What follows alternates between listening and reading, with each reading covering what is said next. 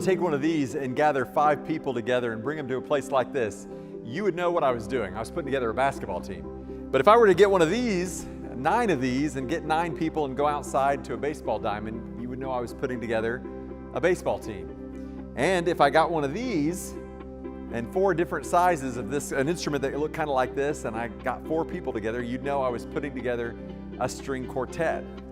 For each of these things, there are different rules, there are different techniques, different things you need to know if you're going to succeed. Things that you need to know as an individual in order to be a good part of the team, but also things as a team you need to do. There's sacrifice that's going to have to be made that's common to all of them. If you're going to be good on the basketball court or on the baseball diamond, or you're going to be good on the stage with an instrument in your hand, you're going to put in a lot of practice time.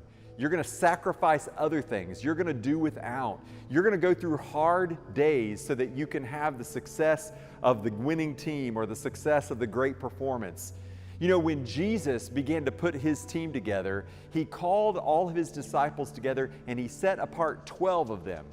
Everybody who was watching this would have immediately known what he was doing. He's putting together a new God team. He's putting together a new kingdom team. You see, way back when Israel was being formed, there were 12 tribes of Israel. And these were tribes that were set apart to be God's people on earth, to be priests to the rest of the world. That didn't go so well. And so when Jesus begins to recreate and renew and restore all things, he calls 12 people forward. And everybody watching was like, oh, we know what he's doing. He's putting a new team together. And then he sits them down and he begins to give them the rules. He gives them the playbook. He gives them 4 warnings and 4 promises. And everybody listening would have like, man, we know this. We know this. This is exactly what Moses did when he put the original team together in the book of Deuteronomy. The blessings and the curses. And so Jesus goes about outlining these things for the new team, the best way to be human, the best way to live with each other, the best way to operate. What's so amazing about this is it's so counterintuitive to what we normally think and believe. It kind of flows upstream of everything our culture and our society often tells us. If you want to open a Bible and actually read what Jesus said as he was setting apart these disciples to be a part of this new, better team of humanity, you can find it in Luke chapter 6, beginning in verse 20. And here's what he said. And he, Jesus, lifted up his eyes on his disciples and said, "Blessed are you who are poor, for the kingdom of God is yours. Blessed are you who are hungry now, for you shall be satisfied. Blessed are you who weep now, for you shall laugh. Blessed are you when people hate you, and when they exclude you, and revile you, and spurn your name as evil on account of the Son of Man. Rejoice in that day, and leap for joy. For behold, your reward is great in heaven, for so their fathers did to the prophets. But woe to you who are rich, for you have received your consolation. Woe to you who are full now, for you shall be hungry. Woe to you who laugh now, for you shall mourn and weep. Woe to you when all people speak well of you, for so their fathers did to the false prophets." Now, when you listen to this, it sounds completely opposite of what we think. Like poverty's not a good thing, and yet Jesus said, "Blessed are you when you're poor." Hunger's not a good thing, but Jesus said, "Blessed are you when you're hungry." We would think that, man, if you want to experience God's riches, then that's a good thing. But Jesus said, no, woe to you when you're rich, woe to you when you're full. What's Jesus doing here? Why is he kind of reversing everything about what we understand it means to be human? Well, I think there's some really practical teachings for us to understand. If we want to follow Jesus and we want to live the best way we could possibly live as humans, I think we need to take some cues from what he taught his original team. First, we have to reverse our perspective. Notice what Jesus did.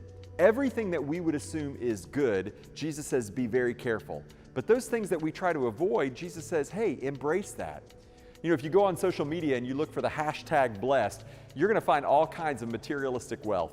New cars, jewelry, great vacations, and people just put the hashtag blessed. And I know what they mean. I've done the same thing. You know, I get something that I want, I experience something good, and man, I'm so grateful, and I just recognize, man, I'm experiencing God's blessing. That's not a new idea. That goes all the way back to ancient Israel. They really thought that anybody who was in favor with God would have experienced wealth, they would have experienced prosperity, they would have experienced fullness. But Jesus reverses the perspective. He says, listen, blessed are you when you're poor, because when you're poor, that's when you understand that you're not sufficient. You don't have everything you need. You need to be open to receive what only God can do for you. Blessed are you when you're hungry, because when you're hungry, you recognize that the longings that you have can never be satisfied with just food or being entertained or some temporary satisfaction. In fact, we're longing for something greater. And Jesus says, hey, you need to reverse your perspective on these things. You need to understand that when people are reviling you because you're following after me, that may be a hard thing now, but it's actually a very good thing because your priorities are right. Another thing Jesus does is reverses the timing of things. Notice how he said, those of you who are poor, you are blessed now, and you shall receive God's blessing later. But for those who are rich, hey, you're enjoying the riches now, but later you're going to be poor. Reminds me of a story Jesus told, a parable about a rich man and Lazarus. The rich man is living it up in his gated community. He's got the Amazon truck in front of his house all the time, and he's got all the food he wants to eat. And Lazarus is a poor man just begging at his gates. He's just happy to eat whatever goes out in the garbage that day. Jesus says that at the end of a few years, they both died. And Lazarus, the poor man, is actually with Abraham in heaven, enjoying all the riches of heaven for eternity. And the rich man is in hell, where he's tortured forever. Now, this is a pretty stark contrast, but what was Jesus saying? He was saying, hey, this rich man pursued wealth now, and he enjoyed it now, but he did it at the expense of eternity. Jesus said at another time, he said, what good does it do a man if he gains the whole world and he forfeits his own soul? You see, we are conditioned to pursue what can satisfy us right now. We are an instant gratification society. And it's good. I enjoy the fact that I can order something and have it the next day, even maybe the same day. I mean, it's an amazing thing. But we are slowly being conditioned to get all of our satisfaction in the here and now. And Jesus says, hey, you need to understand that the best blessings that God has for you are later. That sometimes now you have to engage the hard thing now in order to enjoy the fullness of God's blessing later. Like practicing the violin or shooting free throws when you would rather be out playing with friends or hanging out with people. You see, there's a sacrifice we make now in order to enjoy the benefit later. Jesus said you have to reverse the timing. You have to understand that now is not when you're seeking the best blessing. You're seeking it for eternity. Finally, Jesus says, you have to reverse your priorities. So many times we go through life pursuing the things that satisfy us right now. We're hungry, and so we eat. And we want something, and so we buy it. But all the time, lurking just underneath the surface is a dissatisfaction that no amount of shopping, no amount of food, no relationships will ultimately satisfy those things.